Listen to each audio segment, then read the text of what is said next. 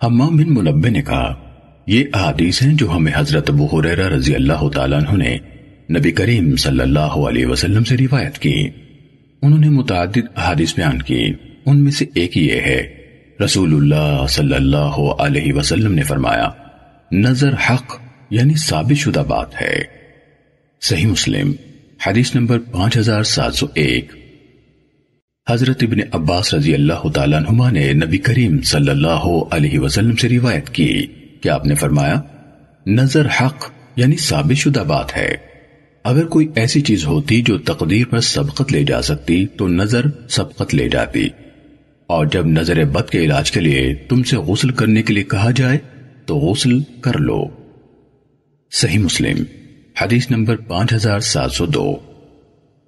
ابن نمیر نے ہشام سے، انہوں نے اپنے والد سے، انہوں نے حضرت عائشہ رضی اللہ تعالیٰ عنہ سے روایت کی، کہا کہ رسول اللہ صلی اللہ علیہ وسلم پر بنی زریق کے ایک یہودی لبید بن اعصم نے جادو کیا، یہاں تک کہ آپ صلی اللہ علیہ وسلم کو خیال آتا کہ میں یہ کام کر رہا ہوں، حالانکہ وہ کام کرتے نہ تھے۔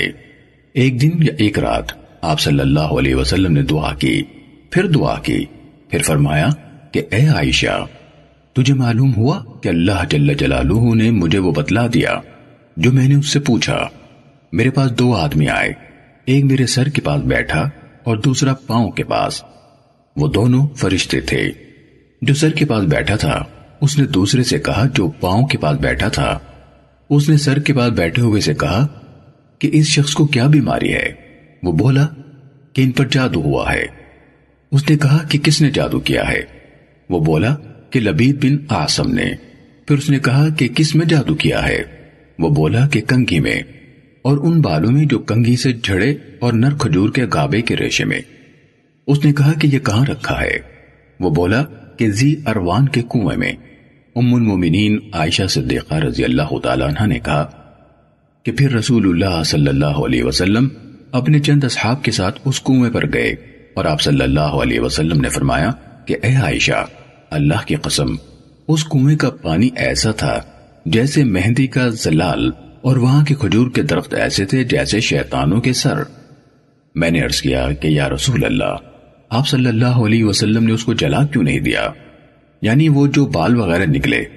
آپ صلی اللہ علیہ وسلم نے فرمایا کہ مجھے تو اللہ نے ٹھیک کر دیا، اب مجھے لوگوں میں فساد بھڑکانا برا معلوم ہوا، بس میں نے حکم دیا اور وہ دفن کر دیا گیا۔ صحیح مسلم حدیث نمبر 5703۔ ابو قریب نے کہا ہمیں ابو اسامہ نے حدیث بیان کی، کہا ہمیں ہشام نے اپنے والد سے حدیث بیان کی، انہوں نے حضرت عائشہ رضی اللہ تعالی عنہ سے روایت کی، کہا رسول اللہ صلی اللہ علیہ وسلم پر جادو کیا گیا۔ اس کے بعد ابو قریب نے واقعے کی تفصیلات سمیت ابن نمیر کی حدیث کی طرح حدیث بیان کی، اور اس میں کہا پھر رسول اللہ صلی اللہ علیہ وسلم کنویں کی طرف تشریف لے گئے، اسے دیکھا، اس کنویں پر کھجور کے درخت تھے، یعنی جنہیں کسی زمانے میں کنویں کے پانی سے سیراب کیا جاتا ہوگا۔ انہوں یعنی حضرت عائشہ رضی اللہ تعالی عنہ نے کہا میں نے عرض کی اللہ کے رسول، اسے نکالیں اور جلا دیں۔ ابو قریب نے آپ نے اسے جلا کیوں نہ دیا؟ یہ الفاظ نہیں کہے، یہ الفاظ بھی بیان نہیں کیے، میں نے اس کے بارے میں حکم دیا تو اس کو پاٹ دیا گیا۔ صحیح مسلم حدیث نمبر 5704۔ خالد بن حارث نے کہا ہمیں شعبہ نے ہشام بن زید سے حدیث بیان کی، انہوں نے حضرت انس رضی اللہ تعالی عنہ سے روایت کی کہ ایک یہودی عورت رسول اللہ صلی اللہ علیہ وسلم کے پاس زہر آلود پکی ہوئی بکری لے کر آئی۔ نبی کریم صلی اللہ علیہ وسلم نے اس میں سے کچھ گوشت کھایا، آپ کو اس کے زہر آلود ہونے کا پتہ چل گیا تو اس عورت کو رسول اللہ صلی اللہ علیہ وسلم کے پاس لایا گیا۔ آپ نے اس عورت سے اس زہر کے بارے میں پوچھا تو اس نے کہا نعوذ باللہ، میں آپ کو قتل کرنا چاہتی تھی۔ آپ صلی اللہ علیہ وسلم نے فرمایا اللہ تعالیٰ ایسا نہیں کرے گا کہ تمہیں اس بات پر تسلط یعنی اختیار دے۔ انہوں یعنی انس رضی اللہ تعالیٰ عنہ نے کہا یا آپ صلی اللہ علیہ وسلم نے فرمایا تمہیں مجھ پر تسلط دے دے۔ انہوں یعنی انس رضی اللہ تعالیٰ عنہ نے کہا صحابہ کرام رضوان اللہ علیہ مجمعین نے عرض کی کیا ہم اسے قتل نہ کر دیں؟ آپ صلی اللہ علیہ وسلم نے فرمایا نہیں، انہوں یعنی انس رضی اللہ تعالی عنہ نے کہا تو میں اب بھی رسول اللہ صلی اللہ علیہ وسلم کے دہن مبارک کے اندرونی حصے میں اس کے اثرات کو پہچانتا ہوں۔ صحیح مسلم حدیث نمبر 5705۔ روح بن عبادہ نے کہا ہمیں شعبہ نے حدیث بیان کی، کہا میں نے ہشام بن زید سے سنا، انہوں نے کہا میں نے حضرت انس رضی اللہ تعالی عنہ سے سنا، وہ حدیث بیان کر رہے تھے کہ ایک یہودی عورت نے گوشت میں زہر ملا دیا اور پھر اس گوشت کو رسول اللہ صلی اللہ علیہ وسلم کے پاس لے آئی، جس طرح خالد بن حارث کی حدیث ہے۔ صحیح مسلم حدیث نمبر 5706۔ جریر نے اعمش سے، انہوں نے ابو زحا سے، انہوں نے مسروق سے، انہوں نے حضرت عائشہ رضی اللہ تعالی عنہ سے روایت کی، کہا جب ہم میں سے کوئی شخص بیمار ہوتا تو رسول اللہ صلی اللہ علیہ وسلم اس کے متاثرہ حصے پر اپنا دایاں ہاتھ پھیرتے، پھر فرماتے تکلیف کو دور کر دے، اے تمام انسانوں کے پالنے والے، شفا دے، تو ہی شفا دینے والا ہے، تیری شفا کے سوا کوئی شفا نہیں، ایسی شفا جو بیماری کو ذرہ برابر باقی نہیں چھوڑتی۔ پھر جب رسول اللہ صلی اللہ علیہ وسلم بیمار ہوئے اور آپ کے لیے اعضاء کو حرکت دینا مشکل ہو گیا تو میں نے آپ کا دست مبارک تھاما تاکہ جس طرح خود آپ صلی اللہ علیہ وسلم کیا کرتے تھے میں بھی اسی طرح کروں، تو آپ صلی اللہ علیہ وسلم نے اپنا ہاتھ میرے ہاتھ سے چھڑا لیا، پھر فرمایا اے میرے اللہ مجھے بخش دے اور مجھے رفیق اعلیٰ کی معیت عطا کر دے۔ انہوں نے کہا پھر میں دیکھنے لگی تو آپ صلی اللہ علیہ وسلم رحلت فرما چکے تھے۔ صحیح مسلم حدیث نمبر 5707۔ یحییٰ بن یحییٰ نے کہا ہمیں حشیم نے خبر دی، ابو بکر بن خلاد اور ابو قریب نے کہا ہمیں ابو معاویہ نے حدیث بیان کی، بشر بن خالد نے کہا ہمیں محمد بن جعفر نے حدیث سنائی، ابن بشار نے کہا ہمیں ابن عدی نے حدیث بیان کی۔ ان دونوں یعنی محمد بن جعفر اور ابن ابی عدی نے شعبہ سے روایت کی۔ اسی طرح ابو بکر بن ابی شیبہ اور ابو بکر بن خلاد نے بھی ہمیں یہ حدیث بیان کی۔ دونوں نے کہا ہمیں یحییٰ قطان نے سفیان سے حدیث بیان کی۔ ان سب نے جریر کی سند کے ساتھ اعمش سے روایت کی۔ حشیم اور شعبہ کی روایت میں ہے کہ آپ صلی اللہ علیہ وسلم اپنا ہاتھ اس متاثرہ حصے پر پھیرتے، اور سفیان ثوری کے حدیث میں ہے آپ اپنا دایاں ہاتھ اس پر پھیرتے، اور اعمش سے سفیان اور ان سے یحییٰ کی روایت کردہ حدیث کے آخر میں ہے کہا میں نے منصور کو یہ حدیث سنائی تو انہوں نے اسی کے مطابق حضرت عائشہ رضی اللہ تعالی عنہا سے مسروق اور ان سے ابراہیم کی روایت کردہ حدیث بیان کی۔ صحیح مسلم حدیث نمبر 5708۔ ابو عوانہ نے منصور سے، انہوں نے ابراہیم سے، انہوں نے مسروق سے، انہوں نے حضرت عائشہ رضی اللہ تعالی عنہا سے روایت کی کہ بلا شبہ رسول اللہ صلی اللہ علیہ وسلم جب کسی مریض کی عیادت کرتے تھے تو فرماتے تکلیف دور کرتے، اے سب لوگوں کے پالنے والے اس کو شفا عطا کر، تو شفا دینے والا ہے، تیری شفا کے سوا کوئی شفا نہیں، ایسی شفا دے جو ذرہ برابر بیماری کو نہ چھوڑے۔ صحیح مسلم حدیث نمبر 5709۔ ابو بکر بن ابی شیبہ اور زہیر بن حرب نے کہا ہمیں جریر نے منصور سے حدیث بیان کی، انہوں نے ابو زحا سے، انہوں نے مسروق سے، انہوں نے حضرت عائشہ رضی اللہ تعالی عنہا سے روایت کی کہ رسول اللہ صلی اللہ علیہ وسلم جب کسی مریض کے پاس تشریف لاتے تو اس کے لیے دعا فرماتے ہوئے کہتے تکلیف دور کر دے، اے سب انسانوں کے پالنے والے، اور شفا عطا کر، تو ہی شفا دینے والا ہے، شفا عطا کر، تیری شفا کے سوا کوئی شفا نہیں، ایسی شفا سے جو بیماری کو باقی نہ چھوڑے۔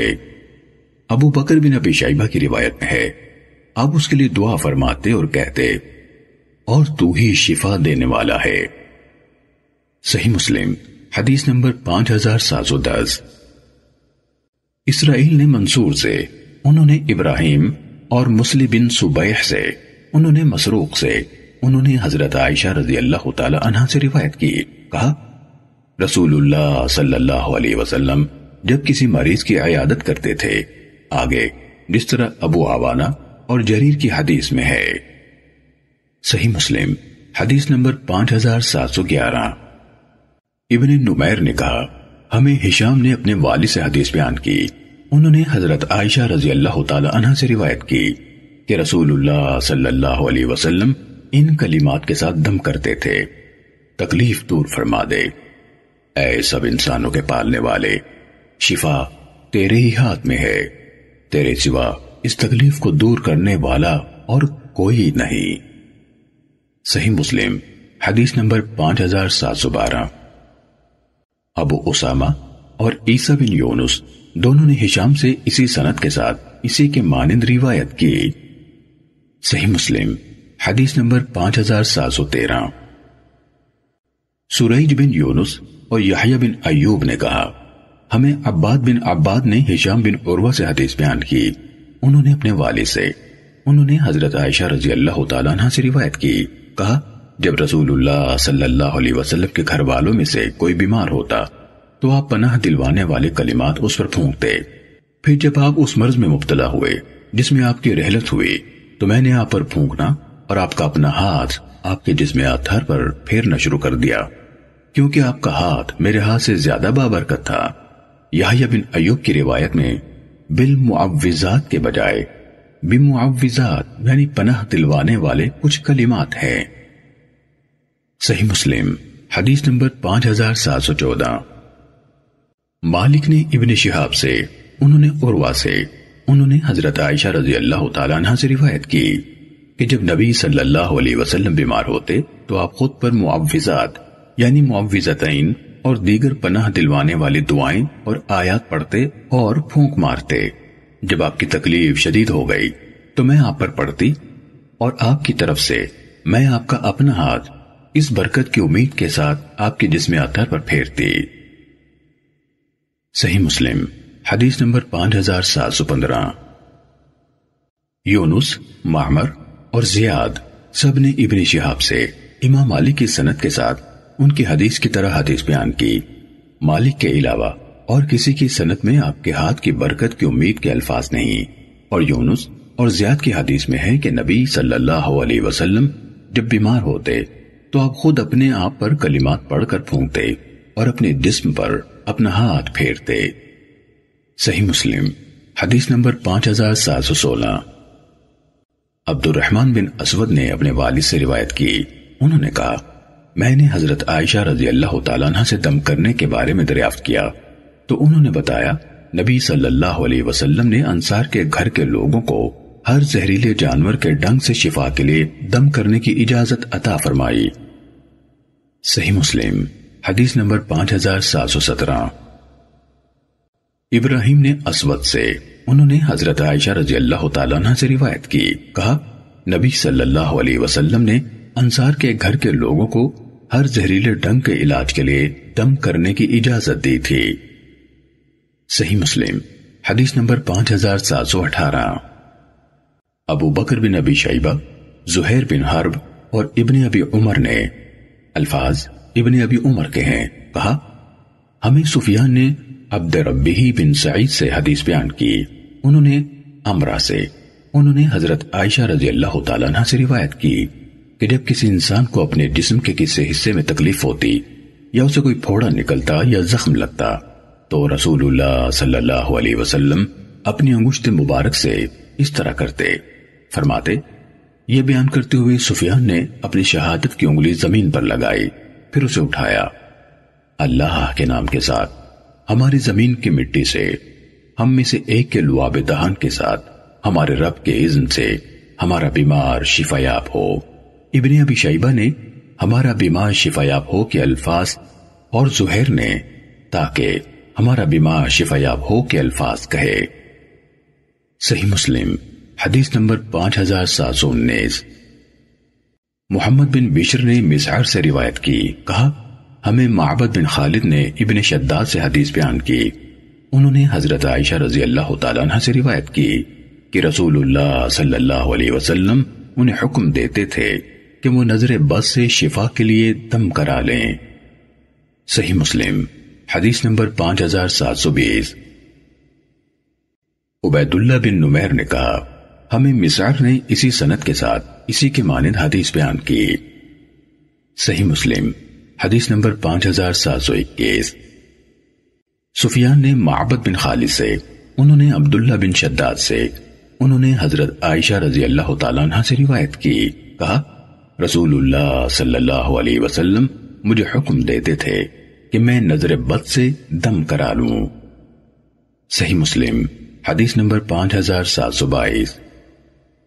ابو خیثمہ نے عاصم احول سے، انہوں نے یوسف بن عبداللہ سے، انہوں نے حضرت انس بن مالک رضی اللہ تعالیٰ عنہ سے دم جھاڑ کے بارے میں روایت بیان کی، کہا زہریلے ڈنگ، جلد پر نکلنے والے دانوں اور نظر بد کے عوارض میں دم کرانے کی اجازت دی گئی ہے۔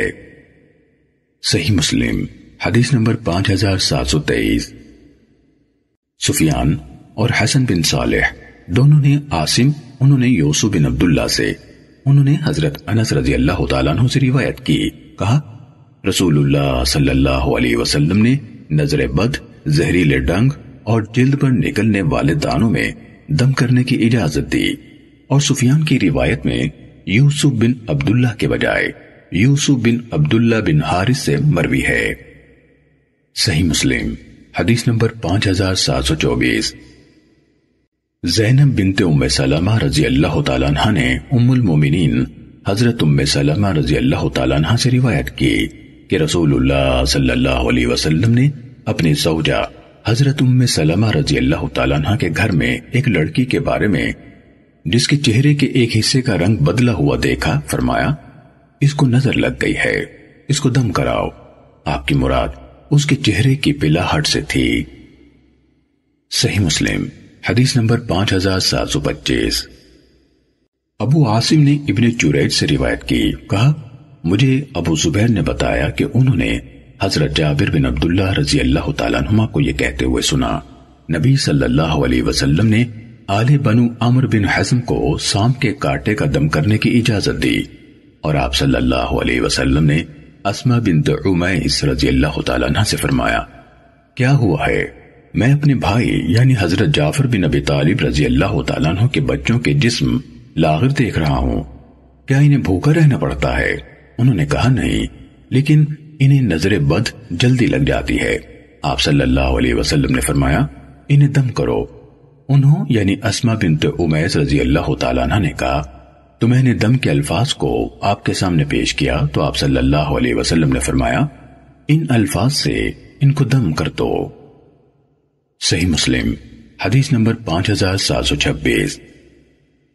روح بن عبادہ نے کہا ہمیں ابن جریج نے حدیث بیان کی، کہا مجھے ابو زبیر نے بتایا کہ انہوں نے حضرت جابر بن عبداللہ رضی اللہ تعالیٰ عنہما کو یہ کہتے ہوئے سنا، نبی صلی اللہ علیہ وسلم نے بنو عامر بن حزم کو سام کے ڈسنے کی صورت میں دم کرنے کی اجازت دی۔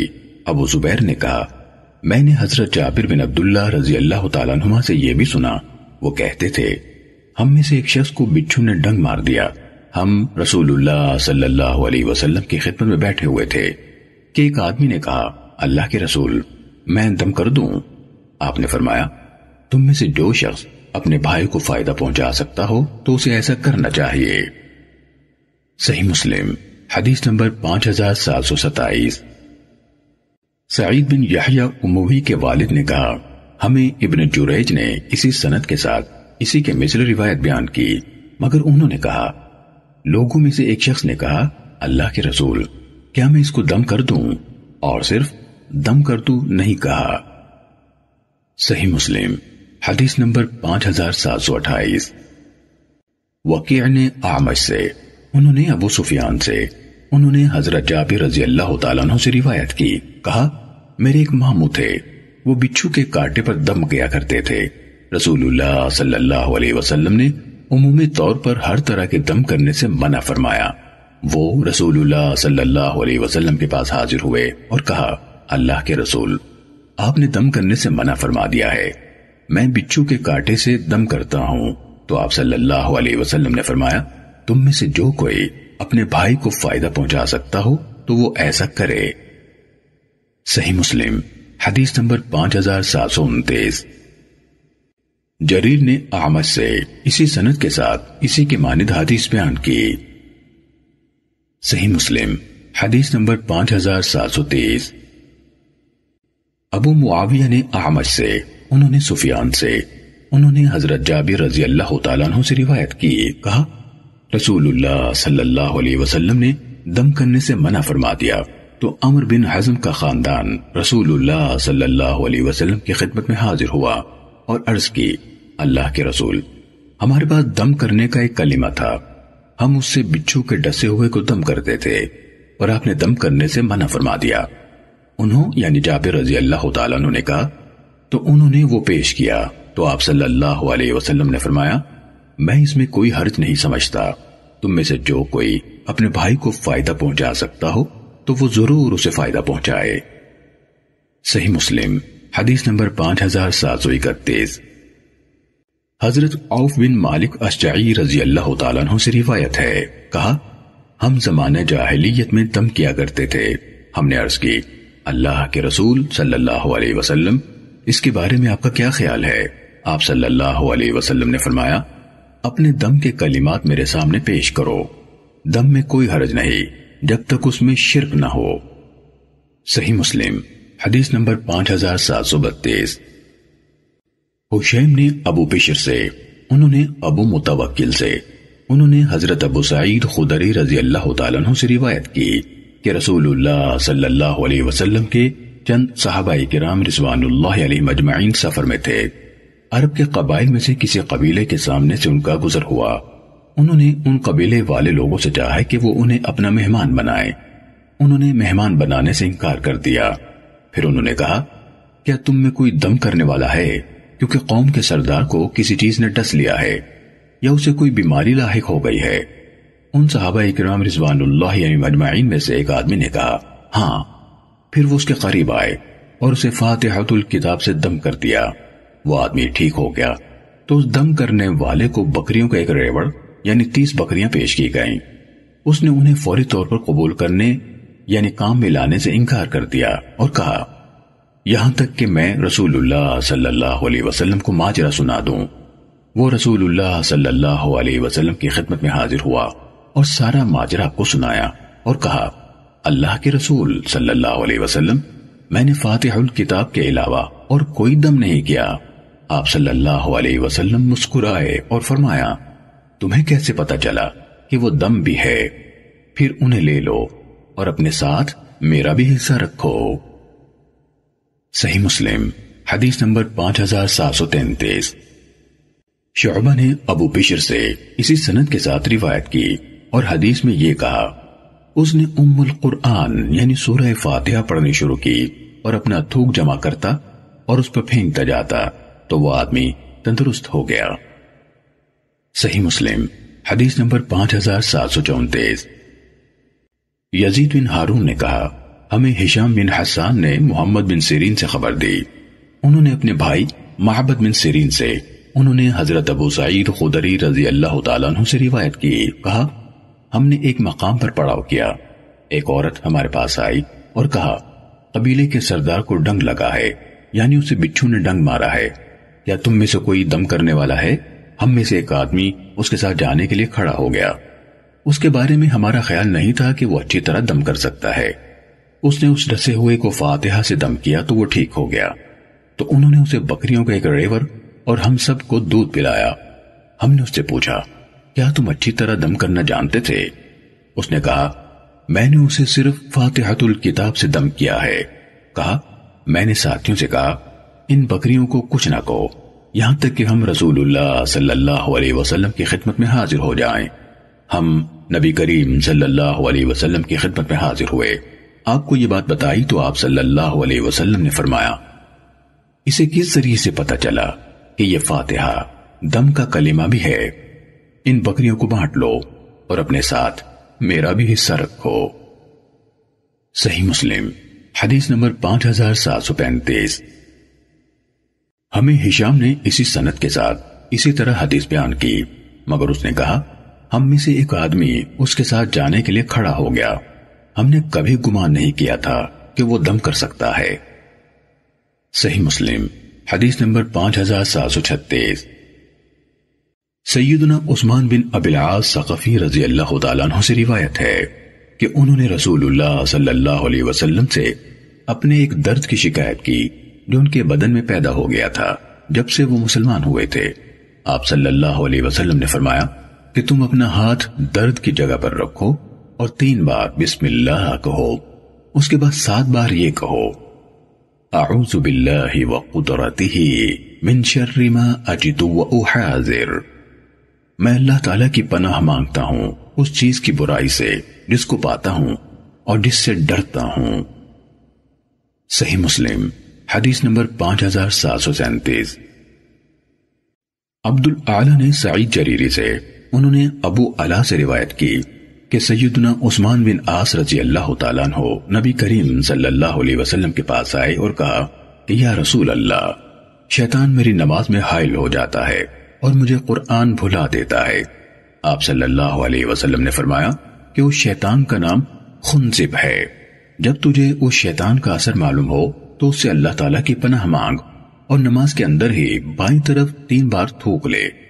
سیدنا عثمان رضی اللہ تعالیٰ عنہ نے کہا کہ میں نے ایسا ہی کیا، پھر اللہ تعالیٰ نے اس شیطان کو مجھ سے دور کر دیا۔ صحیح مسلم حدیث نمبر 5738۔ سالم بن نوح اور ابو اسامہ دونوں نے جریری سے، انہوں نے ابو علا سے، انہوں نے عثمان بن ابی العاص رضی اللہ تعالیٰ عنہ سے روایت کی کہ وہ نبی کریم صلی اللہ علیہ وسلم کے پاس حاضر ہوئے، پھر اس طرح بیان کیا، اور سالم بن نوح کی حدیث میں 3 بار کا لفظ نہیں ہے۔ صحیح مسلم حدیث نمبر 5739۔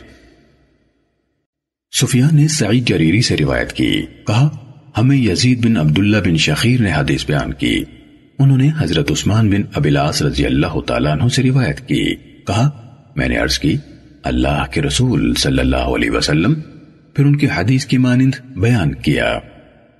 صحیح مسلم حدیث نمبر 5740۔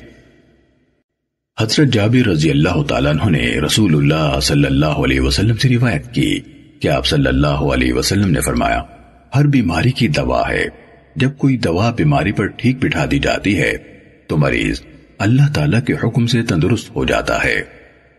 صحیح مسلم حدیث نمبر 5741۔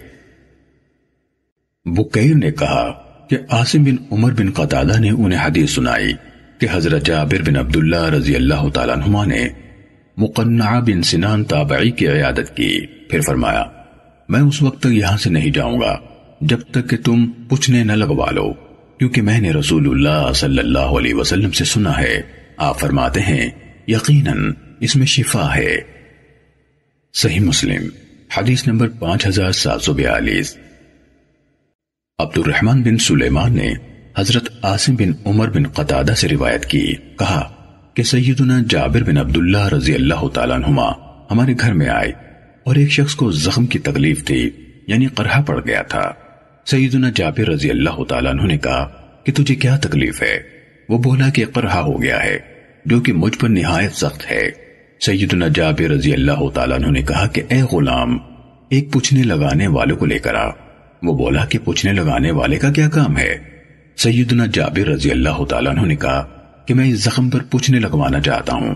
وہ بولا کہ اللہ کی قسم مجھے مکھیاں ستائیں گی اور کپڑا لگے گا تو مجھے تکلیف ہوگی اور مجھ پر بہت سخت وقت گزرے گا۔ جب سیدنا جابر رضی اللہ تعالیٰ عنہ نے دیکھا کہ اس کو پوچھنے لگانے سے رنج ہوتا ہے تو کہا کہ میں نے رسول اللہ صلی اللہ علیہ وسلم سے سنا ہے، آپ صلی اللہ علیہ وسلم فرماتے تھے کہ اگر تمہاری دواؤں میں بہتر کوئی دوا ہے تو 3 ہی دوائیں ہیں، ایک تو پوچھنا، دوسرا شہد کا ایک گھونٹ اور تیسرا انگارے سے جلانا۔ اور رسول اللہ صلی اللہ علیہ وسلم نے فرمایا کہ میں داغ لینا بہتر نہیں جانتا۔ راوی نے کہا کہ پھر پوچھنے لگانے والا آیا اور اس نے اس کو پوچھنے لگائے اور اس کی بیماری جاتی رہی۔ صحیح مسلم حدیث نمبر 5743۔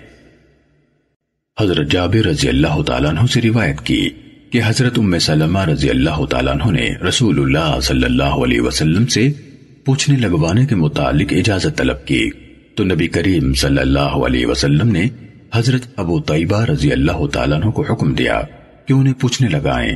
انہوں نے یعنی جابر رضی اللہ تعالیٰ عنہ نے کہا حضرت ابو طیبہ رضی اللہ تعالیٰ عنہ حضرت ام سلمہ رضی اللہ تعالیٰ عنہ کے رضاعی بھائی تھے یا نابالغ لڑکے تھے، اور انہوں نے ہاتھ یا پاؤں ایسی جگہ پوچھنے لگائے جنہیں دیکھنا محرم یا بچے کے لیے جائز ہے۔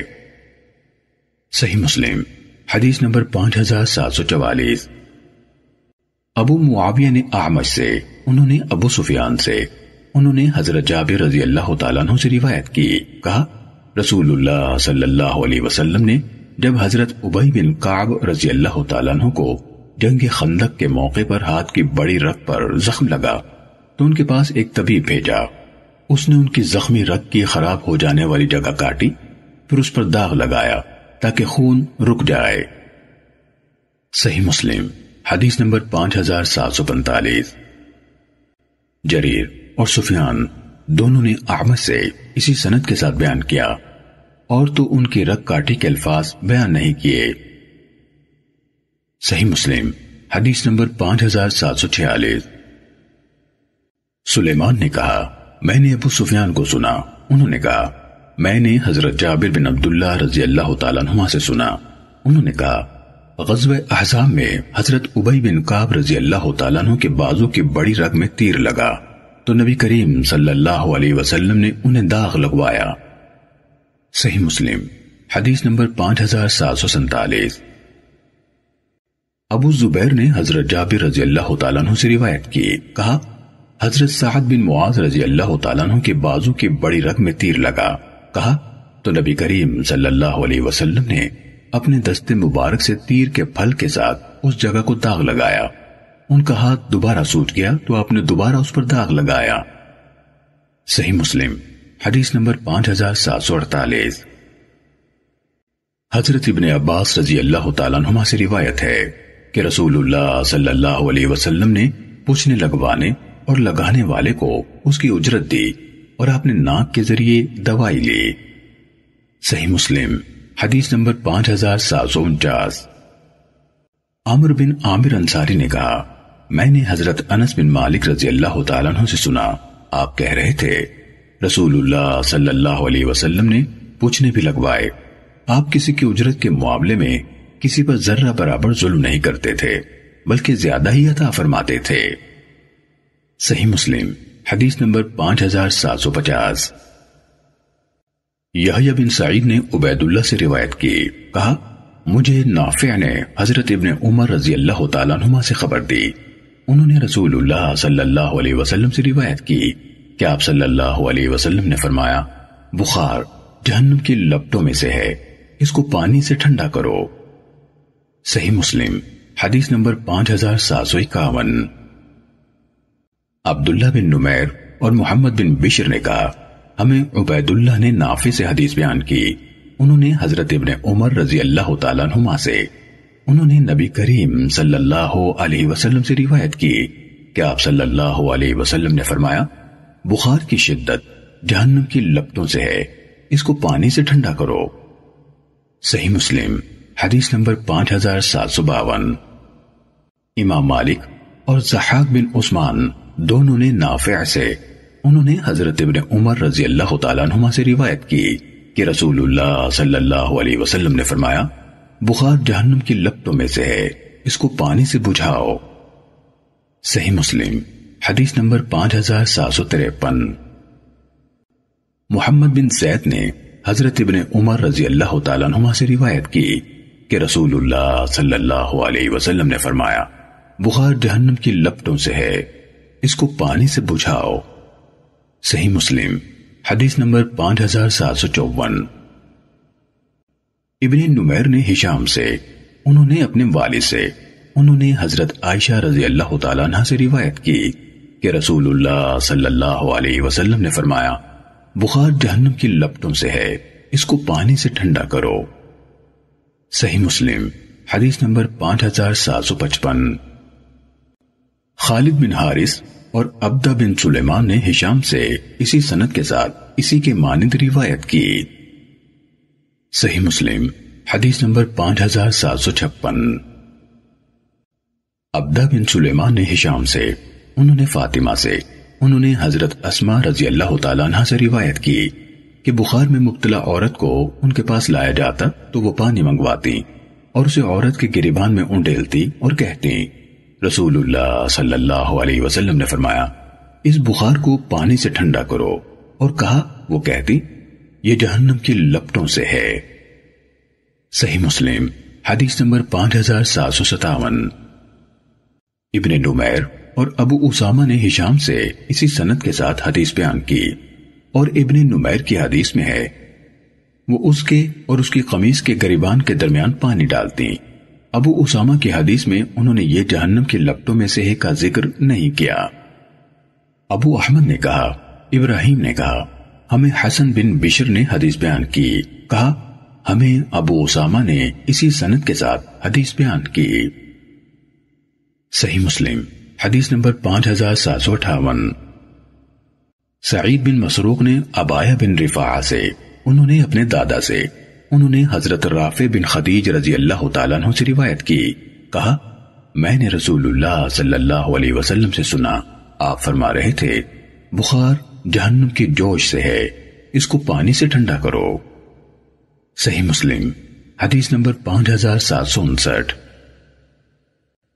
ابو بکر بن ابی شیبہ، محمد بن مثنى، محمد بن حاتم اور ابو بکر بن نافع نے کہا، ہمیں عبد الرحمن بن مہدی نے سفیان سے حدیث بیان کی، انہوں نے اپنے والد سے، انہوں نے عبایہ بن رفاعہ سے روایت کی، کہا مجھے رافع بن خدیج رضی اللہ تعالیٰ عنہ نے حدیث سنائی، کہا میں نے رسول اللہ صلی اللہ علیہ وسلم سے سنا، آپ فرماتے تھے، بخار جہنم کے جوش سے ہے، اسے خود سے پانی کے ذریعے ٹھنڈا کرو۔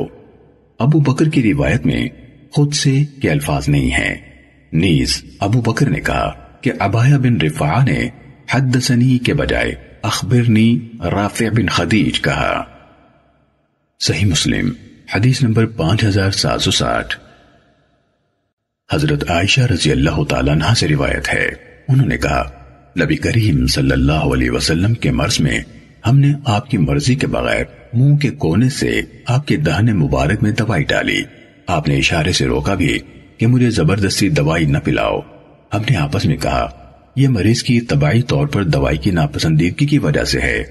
جب آپ کو افاقہ ہوا تو آپ صلی اللہ علیہ وسلم نے فرمایا، تم میں سے کوئی نہ بچے، سب کو زبردستی ہی دوائی پلائی جائے، سوائے عباس رضی اللہ تعالیٰ عنہ کے، کیونکہ وہ تمہارے ساتھ موجود نہیں تھے۔ صحیح مسلم حدیث نمبر 5761۔ سفیان بن عیینہ نے زہری سے، انہوں نے عبید اللہ بن عبداللہ سے، انہوں نے عکاشہ بن محسن رضی اللہ تعالیٰ عنہ کی بہن ام قیس بنت محسن رضی اللہ تعالیٰ عنہ سے روایت کی، کہا میں اپنے بیٹے کو لے کر رسول اللہ صلی اللہ علیہ وسلم کی خدمت میں حاضر ہوئی، جس نے ابھی تک کھانا شروع نہیں کیا تھا، اس نے آپ پر پیشاب کر دیا تو آپ نے پانی منگوا کر اس پر بہا دیا۔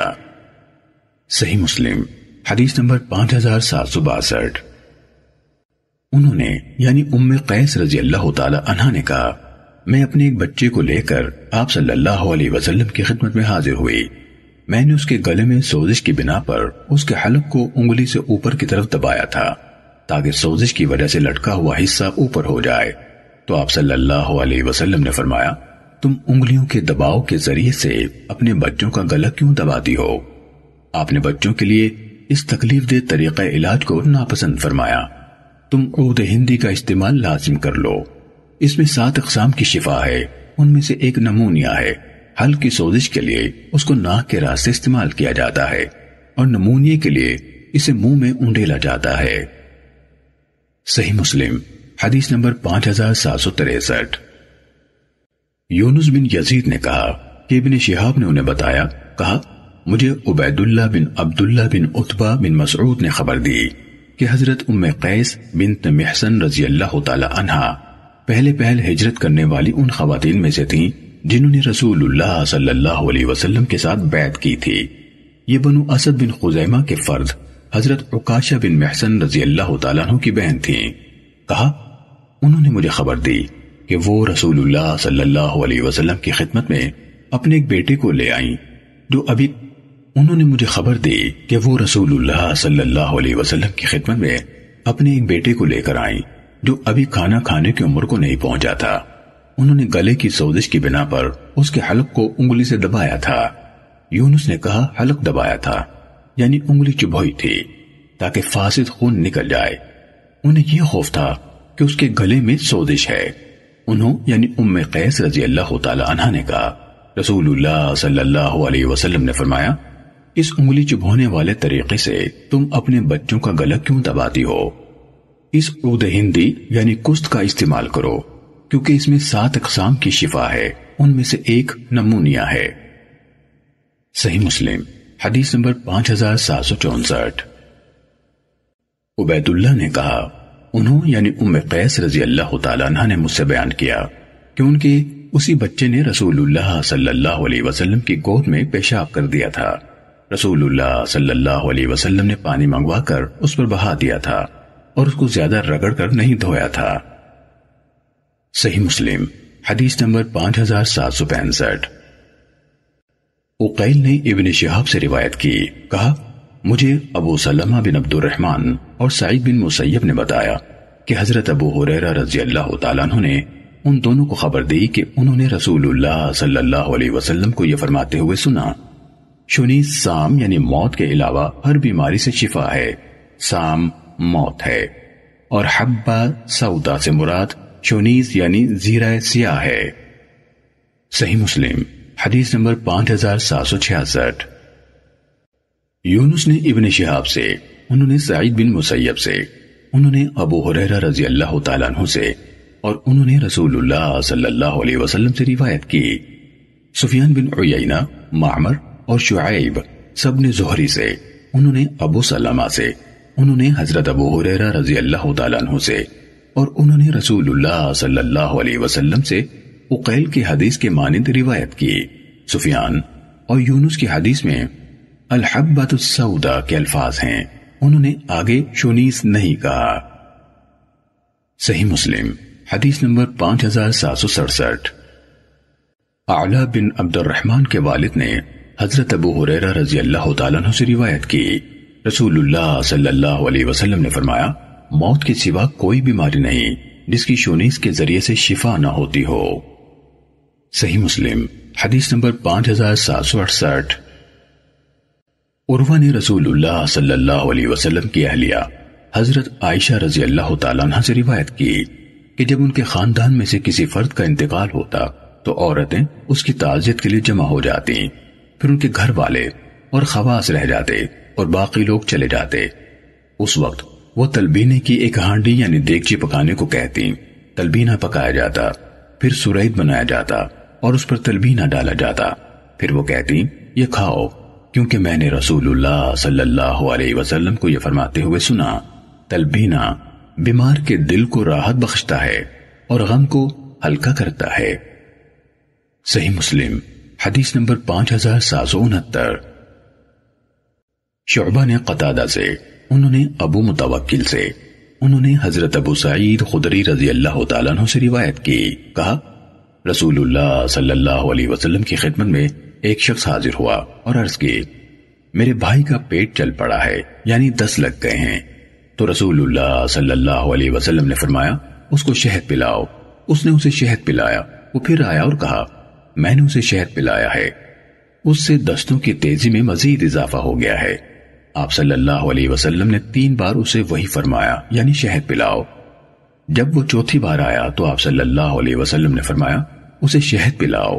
اس نے کہا میں نے اسے شہد پلایا ہے، اس سے دستوں میں اضافے کے علاوہ اور کچھ نہیں ہوا۔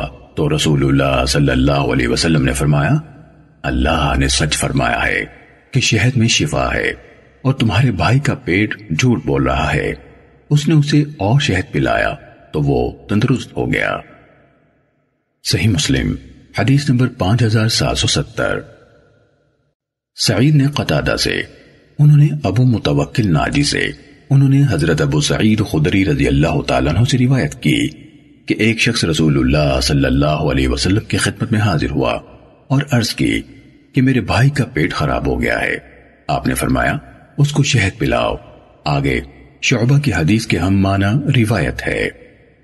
صحیح مسلم حدیث نمبر 5771۔ امام مالک نے محمد بن منقدر اور عمر بن عبید اللہ کے آزاد کردہ غلام ابو نضر سے، انہوں نے عامر بن سعد بن ابی وقاص رضی اللہ تعالیٰ عنہ سے روایت کی کہ انہوں نے سنا کہ وہ حضرت اسامہ بن زید رضی اللہ تعالیٰ عنہما سے پوچھ رہے تھے، آپ نے طاعون کے بارے میں رسول اللہ صلی اللہ علیہ وسلم سے کیا سنا؟ اسامہ رضی اللہ تعالیٰ عنہ نے کہا، رسول اللہ صلی اللہ علیہ وسلم نے فرمایا، طاعون اللہ کی بھیجی ہوئی آفت یا عذاب ہے جو بنی اسرائیل پر بھیجا گیا، یا فرمایا تم سے پہلے لوگوں پر بھیجا گیا۔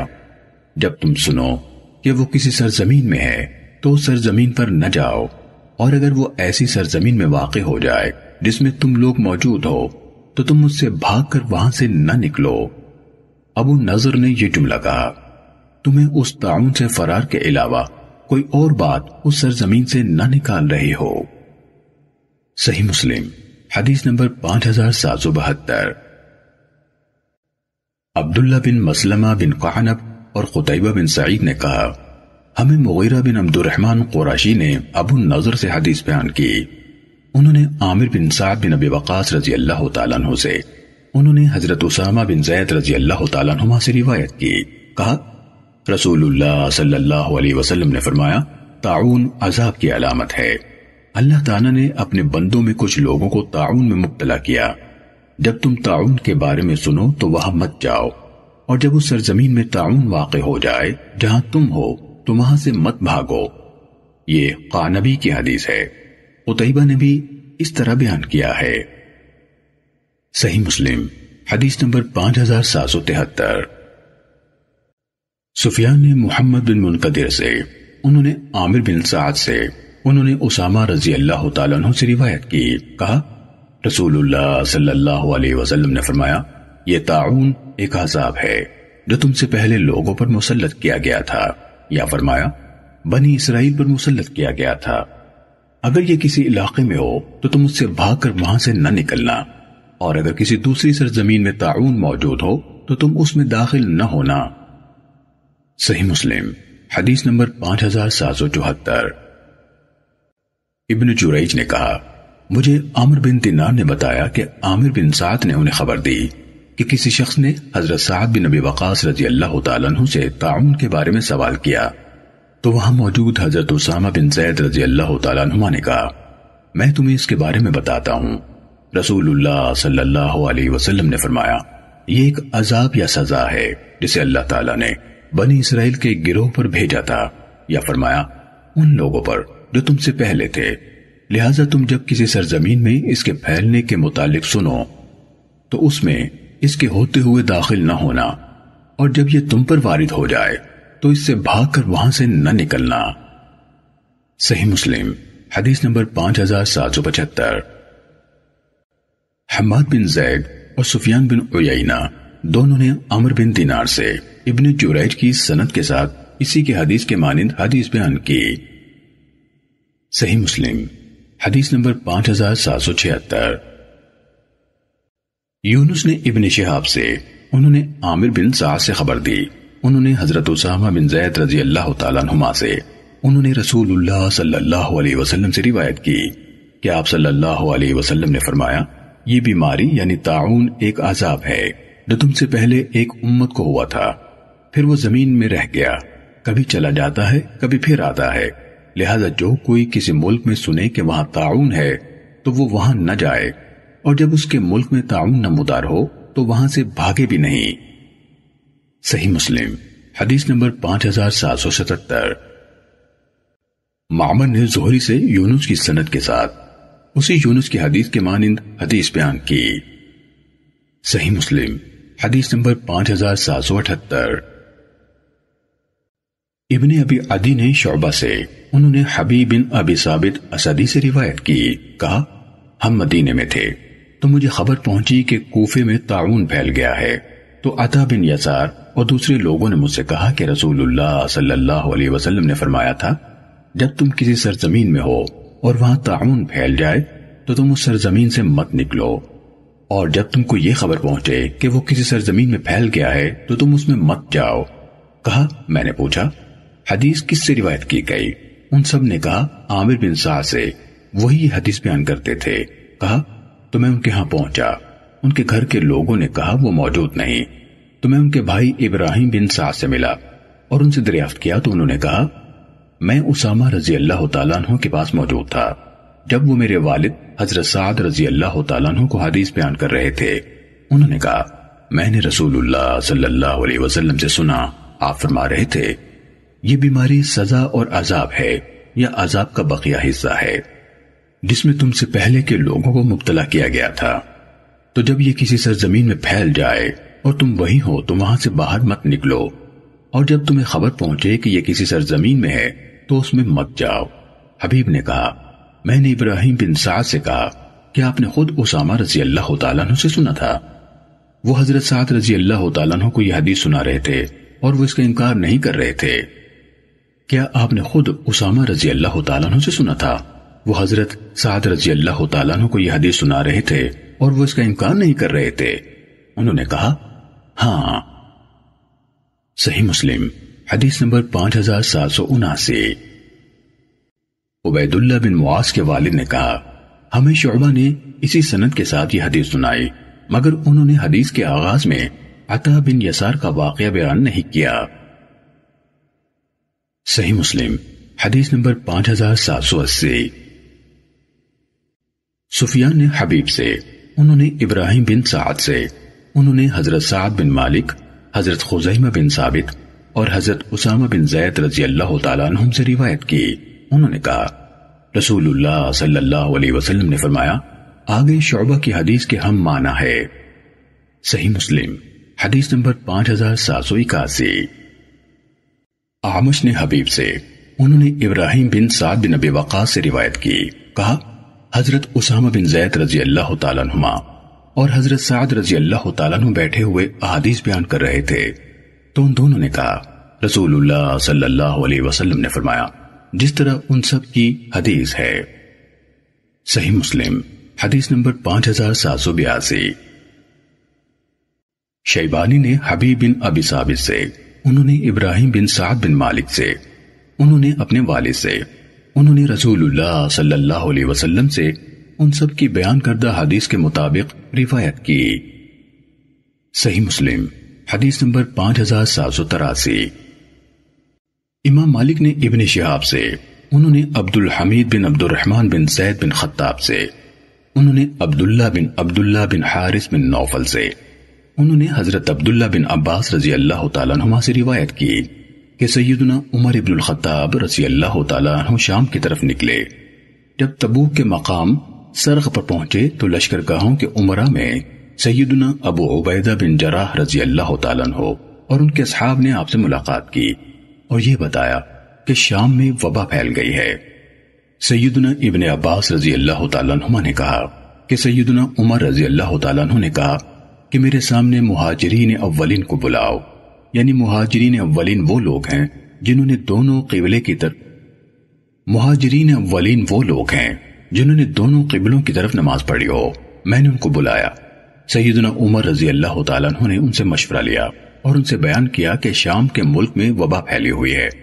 انہوں نے اختلاف کیا، بعض نے کہا کہ آپ ایک اہم کام کے لیے نکلے ہوئے ہیں اس لیے ہم آپ کا لوٹنا مناسب نہیں سمجھتے، بعض نے کہا کہ تمہارے ساتھ وہ لوگ ہیں جو اگلوں میں باقی رہ گئے ہیں اور رسول اللہ صلی اللہ علیہ وسلم کے اصحاب ہیں اور ہم ان کو وبائی ملک میں لے جانا مناسب نہیں سمجھتے۔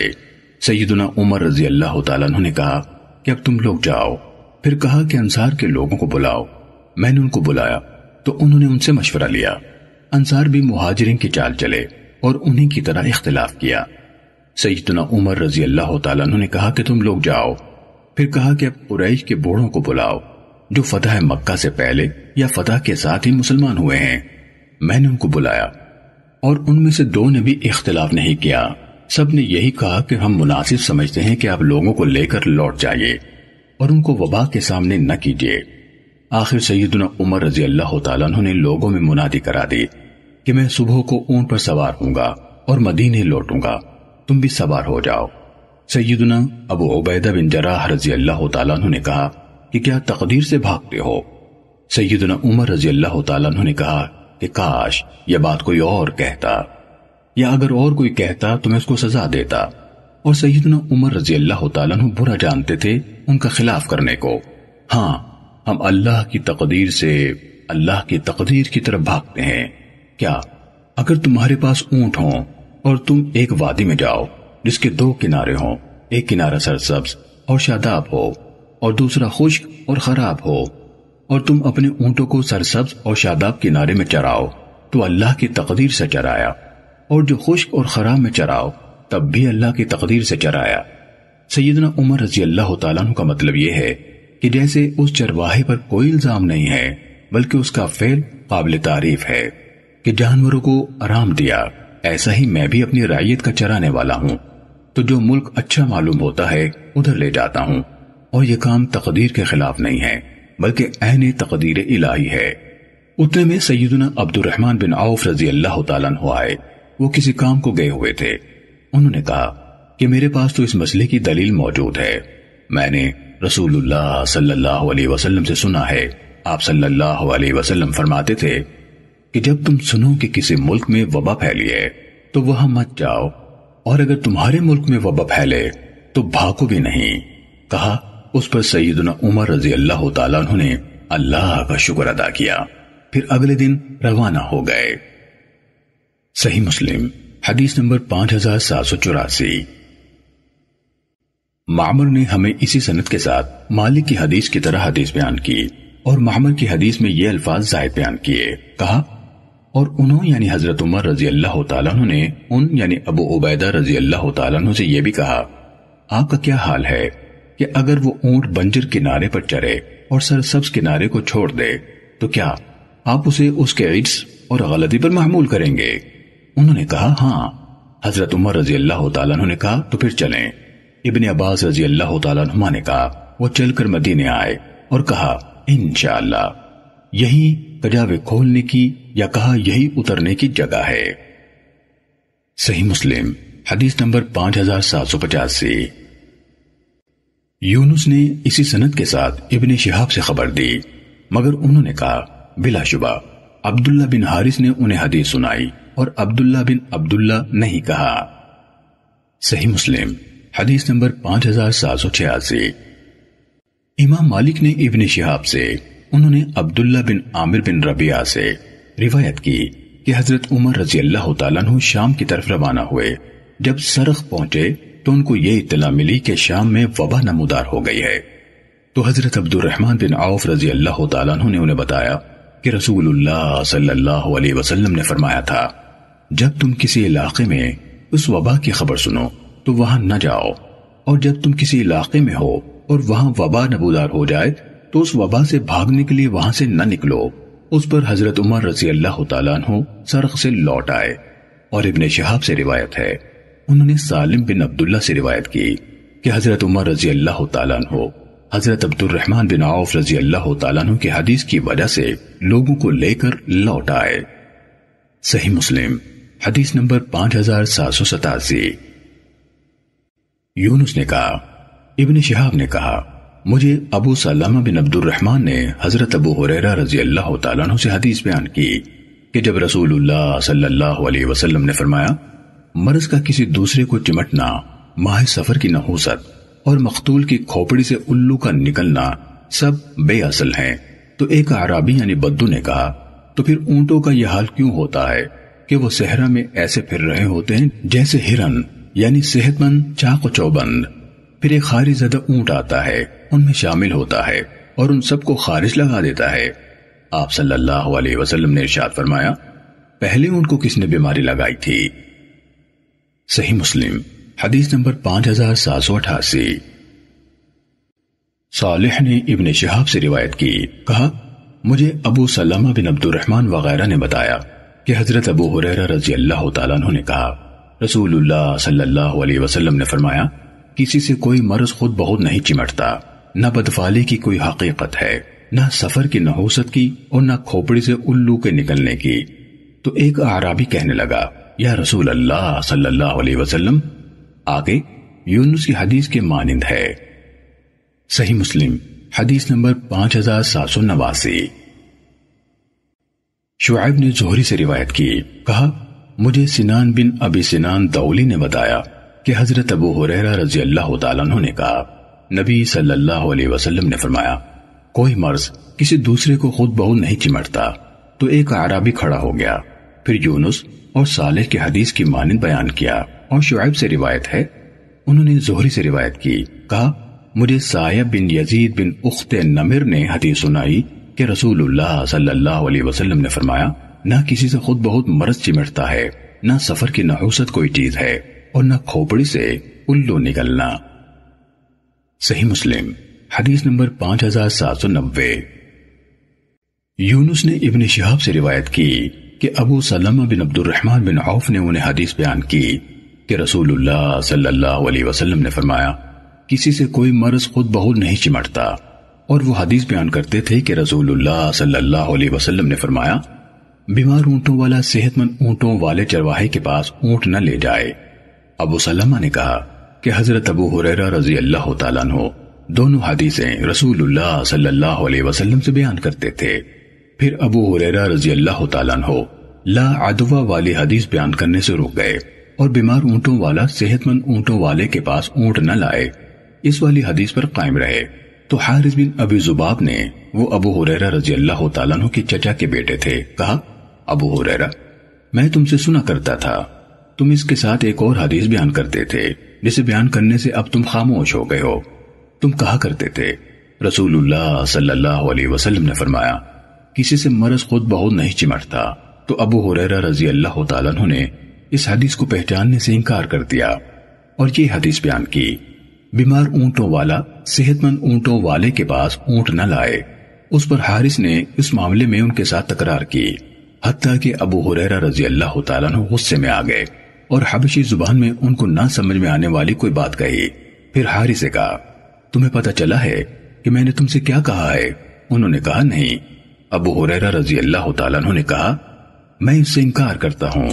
ابو سلمہ نے کہا، مجھے اپنی زندگی کی قسم، ابو ہریرہ رضی اللہ تعالیٰ عنہ ہمیں یہ حدیث سنایا کرتے تھے، لا عدوہ، یعنی کسی سے خود بہت کوئی بیماری نہیں لگتی۔ مجھے معلوم نہیں کہ ابو ہریرہ رضی اللہ تعالیٰ عنہ بھول گئے ہیں یا ایک بات نے دوسری کو منسوخ کر دیا ہے۔ صحیح مسلم حدیث نمبر 5791۔ صالح نے ابن شہاب سے روایت کی، کہا مجھے ابو سلمہ بن عبد الرحمن نے بتایا، انہوں نے حضرت ابو ہریرہ رضی اللہ تعالیٰ عنہ کو حدیث بیان کرتے ہوئے سنا کہ رسول اللہ صلی اللہ علیہ وسلم نے فرمایا، کوئی مرض خود بہت دوسرے کو نہیں لگ جاتا، اور اس کے ساتھ یہ بیان کرتے، بیمار اونٹوں والا اپنے اونٹ صحت مند اونٹوں والے کے پاس نہ لائے، یونس کی حدیث کے مانند۔ صحیح مسلم حدیث نمبر 5792۔ شعیب نے زہری سے اسی سند کے ساتھ اسی کے مانند روایت کی۔ صحیح مسلم حدیث نمبر 5793۔ علا کے والد عبد الرحمن نے حضرت ابو ہریرہ رضی اللہ تعالیٰ عنہ سے روایت کی کہ رسول اللہ صلی اللہ علیہ وسلم نے فرمایا، کسی سے خود بہت مرض کا لگ جانا، کھوپڑی سے الو کا نکلنا، ستارے کے غائب ہونے اور طلوع ہونے سے بارش برسنا، اور سفر کی نحوست کی کوئی حقیقت نہیں۔ صحیح مسلم حدیث نمبر 5794۔ ابو خیثمہ زہیر نے ابو زبیر سے، انہوں نے حضرت جابر رضی اللہ تعالیٰ عنہ سے روایت کی، کہا رسول اللہ صلی اللہ علیہ وسلم نے فرمایا، کسی سے کوئی مرض لازمی طور پر نہیں چمٹ جاتا، نہ بدشگونی کوئی چیز ہے، نہ چھلاوے یعنی غول بیابانی کی کوئی حقیقت ہے۔ صحیح مسلم حدیث نمبر 5795۔ یزید تستری نے کہا، ہمیں ابو زبیر نے حضرت جابر رضی اللہ تعالیٰ عنہ سے روایت کی، کہا رسول اللہ صلی اللہ علیہ وسلم نے فرمایا، کسی سے کوئی مرض خود بہت نہیں چمٹتا، نہ چھلاوا کوئی چیز ہے، نہ سفر کی نحوست کی کوئی حقیقت ہے۔ صحیح مسلم حدیث نمبر 5796۔ ابن جریج نے کہا، مجھے ابو زبیر نے بتایا کہ انہوں نے جابر بن عبداللہ رضی اللہ تعالیٰ عنہ کو کہتے ہوئے سنا، میں نے نبی صلی اللہ علیہ وسلم کو یہ فرماتے ہوئے سنا ہے، کسی سے کوئی مرض خود بہت نہیں لگ جاتا، نہ سفر کی نحوست اور نہ چھلاوا کوئی چیز ہے۔ ابن جریج نے کہا، میں نے ابو زبیر کو یہ ذکر کرتے ہوئے سنا کہ حضرت جابر رضی اللہ تعالیٰ عنہ نے ان کے سامنے آپ صلی اللہ علیہ وسلم کے فرمان وَلَا سَفَرَ کی وضاحت کی۔ ابو زبیر نے کہا، سفر پیٹ کی بیماری ہے، حضرت جابر رضی اللہ تعالیٰ عنہ سے پوچھا گیا کیسے؟ انہوں نے کہا جاتا تھا کہ اس سے پیٹ کے اندر بننے والے جانور مراد ہیں۔ کہا انہوں نے غول کی تشریح نہیں کی، البتہ ابو زبیر نے کہا یہ غول وہی ہے جس کے بارے میں کہا جاتا ہے جو رنگ بدلتا ہے اور مسافروں کو راستے سے بھٹکا کر مار ڈالتا ہے۔ صحیح مسلم حدیث نمبر 5797۔ معمر نے زہری سے، انہوں نے عبید اللہ بن عبداللہ بن عتبہ سے روایت کی کہ حضرت ابو ہریرہ رضی اللہ تعالیٰ عنہ نے کہا میں نے نبی کریم صلی اللہ علیہ وسلم کو فرماتے ہوئے سنا بدشگونی کی کوئی حقیقت نہیں اور شگون میں سے اچھی نیک فال ہے۔ عرض کی گئی اللہ کے رسول صلی اللہ علیہ وسلم فال کیا ہے؟ وہ شگون سے کس طرح مختلف ہے؟ آپ صلی اللہ علیہ وسلم نے فرمایا فال نیک کلمہ ہے جو تم میں سے کوئی شخص سنتا ہے۔ صحیح مسلم حدیث نمبر 5798۔ عقیل بن خالد اور شعیب دونوں نے زہری سے اسی سند کے ساتھ اسی کے مانند روایت کی۔ عقیل کی حدیث میں ہے کہ رسول اللہ صلی اللہ علیہ وسلم سے روایت ہے، انہوں نے میں نے سنا کے الفاظ نہیں کہے، اور شعیب کی حدیث میں ہے انہوں نے کہا میں نے رسول اللہ صلی اللہ علیہ وسلم سے سنا جس طرح معمر نے کہا۔ صحیح مسلم حدیث نمبر 5799۔ حمام بن یحییٰ نے کہا ہمیں قتادہ نے حضرت انس رضی اللہ تعالیٰ عنہ سے حدیث بیان کی کہ نبی صلی اللہ علیہ وسلم نے فرمایا کسی سے کوئی مرض خود بخود نہیں لگتا، برے شگون کی کوئی حقیقت نہیں، اور اس کے بالمقابل نیک فال یعنی حوصلہ افزائی کا اچھا کلمہ پاکیزہ بات مجھے اچھی لگتی ہے۔ صحیح مسلم حدیث نمبر 5800۔